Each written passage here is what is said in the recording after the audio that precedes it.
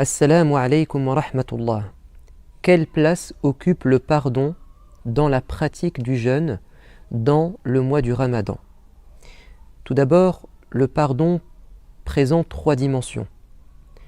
Se faire pardonner par Dieu, se faire pardonner par les gens et pardonner aux gens. Et en réalité, ces trois formes de pardon font partie des visées, des objectifs du Ramadan. Tout d'abord, obtenir le pardon de Dieu est évidemment une des finalités des adorations, que ce soit la prière ou le jeûne.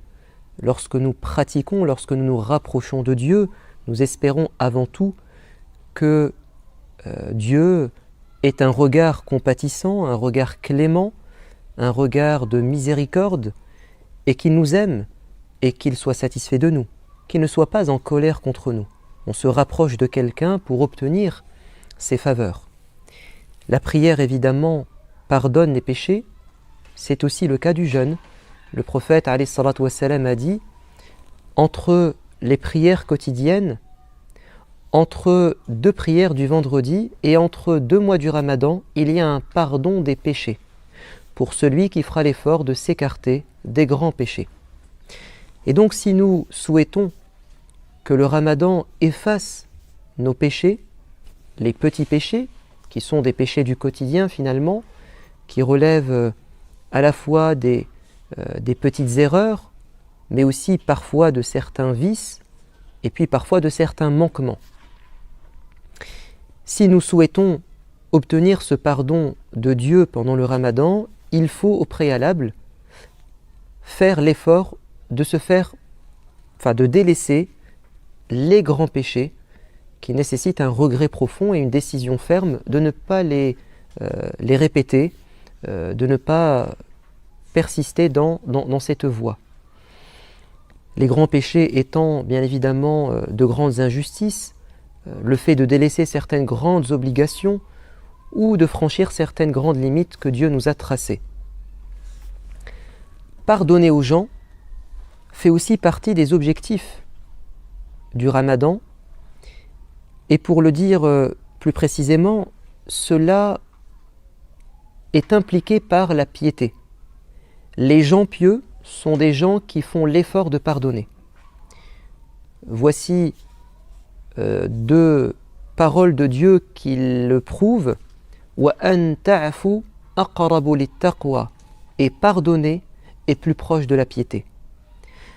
Alors le pardon des gens, c'est-à-dire fermer les yeux sur le mal que les gens nous font, tourner la page, vider son cœur de toute rancune, ne pas chercher à se venger, ce n'est pas une obligation, c'est une préconisation dans la religion, c'est un niveau élevé de piété. Une personne pourrait très bien considérer qu'étant victime, opprimée, elle veut justice, réparation, sur terre ou dans l'au-delà. Mais pardonner est meilleur aux yeux de Dieu. Wa an ta'fu aqrabu lit-taqwa, pardonner est plus proche de la piété, de la foi. Donc pardonner aux gens fait partie de la piété, qui est l'objectif, la priorité des priorités du Ramadan. Et puis vous avez un deuxième passage du Coran qui nous décrit les gens pieux qui vont gagner le pardon de Dieu et qui vont gagner son paradis. Dépêchez-vous, dit Dieu dans la sourate numéro 3, d'obtenir le pardon de Dieu et un paradis aussi vaste que le ciel, les cieux et la terre. Ce paradis sera réservé aux gens pieux. Qui sont-ils? Alladhina yunfiquna fis sarra'i wad-dharra, ceux qui dépensent de leur argent dans l'aisance et dans la difficulté. Wal kadhimina al-ghayz, ceux qui vont contenir leur colère, leur désir de vengeance. Wal 'afina 'anin nas, et ceux qui pardonnent aux gens. Vous voyez, dépêchez-vous d'obtenir le pardon de Dieu et le paradis réservé aux pieux qui pardonnent aux gens. Et dans un autre passage du Coran, dans la sourate La Lumière, Dieu invite les gens honorables, les gens qui profitent de la grâce de Dieu, de pardonner. Si, dit Dieu, vous souhaitez que Dieu vous pardonne, N'aimeriez-vous pas que Dieu vous pardonne? Pardonnez donc. Attendre le pardon de Dieu implique que nous ayons le même comportement avec les gens. Ça semble évident et logique. Dieu nous traitera comme nous traitons nos semblables. Donc, la piété implique, alors le haut niveau de piété, évidemment, implique que nous nous fassions pardonner nos petits péchés en nous écartant des grands péchés.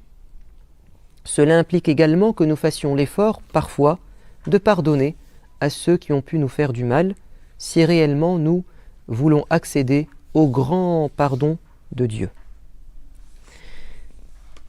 Le repentir pendant le Ramadan, le pardon des gens ou la réconciliation, et tout ceci amènera, Inch'Allah, le grand pardon de Dieu, et notamment durant la nuit du destin.